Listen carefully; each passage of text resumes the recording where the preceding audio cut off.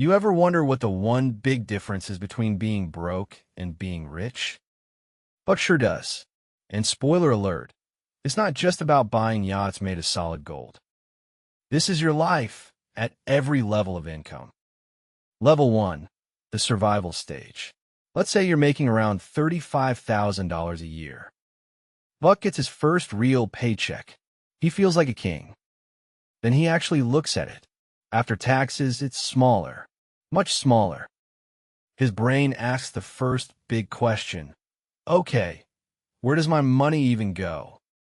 The answer is simple. Poof, gone. Half of it gets eaten by a giant monster labeled rent before it even hits his hand. The rest has to fight off a pack of smaller monsters. Car payment, groceries, and that weird subscription he forgot to cancel. Buck's budget is basically a piece of paper that says don't starve. His financial goal isn't early retirement. It's make it to Friday. He tries to save. He really does. He puts a $20 bill in a jar labeled future. Then his tire goes flat. The 20 is gone. The future can wait. His social life is a math problem. Can I afford to see my friends? Or do I eat this week? He becomes a master of free entertainment. Parks, the library, staring at a wall. Unexpected expenses aren't just annoying. They're terrifying. A surprise $500 bill feels like a meteor hitting his tiny financial planet. Opportunity? That's a fancy word for things other people do. Taking a risk means potentially not paying rent. So, no risks are taken. At this level, money isn't a tool. It's just fuel to survive until the next refuel. But then it happens. A promotion, a new job, a little bump. Level 2, the breathing room stage. Welcome to, say, $65,000 a year. That first paycheck hits, and it's noticeably bigger. Buck feels a strange sensation. Is this hope or just gas? Now, Buck has a new question. I have extra money. Am I rich now? He buys the name brand cereal. It tastes like victory. He can finally see us to dinner with friends without checking his account balance under the table. But then a sneaky little villain appears. Its name is Lifestyle Creep. It whispers sweet nothings in his ear. You deserve a nicer car, a bigger apartment. That sad little couch has seen better days, hasn't it? Suddenly, that extra money has 1,000 new jobs, and it's just as busy as before. The car breaks down. It's annoying, but it's not a catastrophe. He can cover it.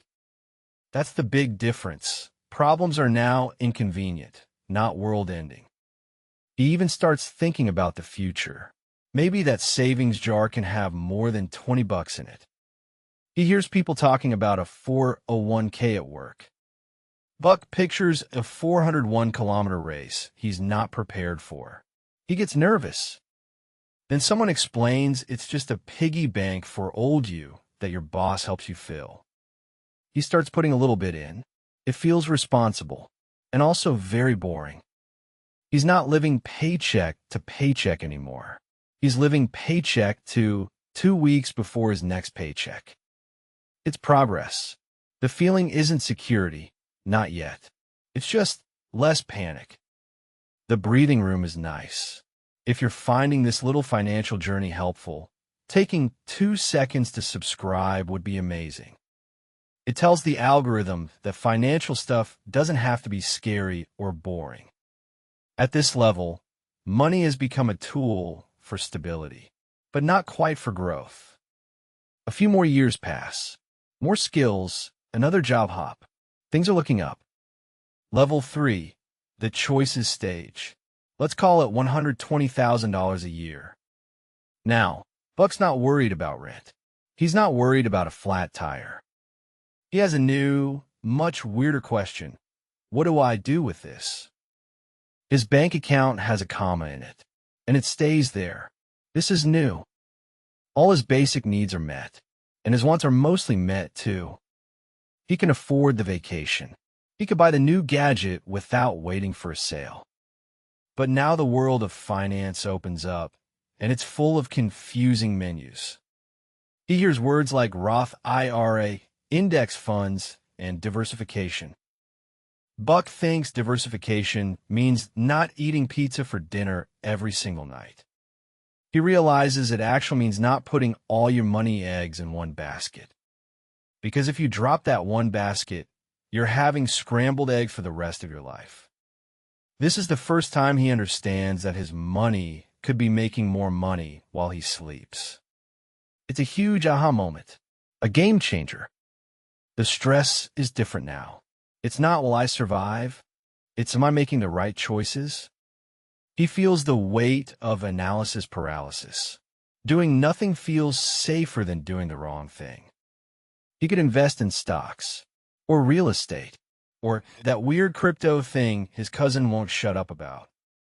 This level is all about turning income into actual wealth. It's a bridge.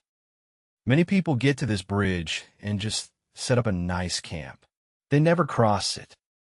They just keep upgrading their lifestyle, and their net worth stays flat.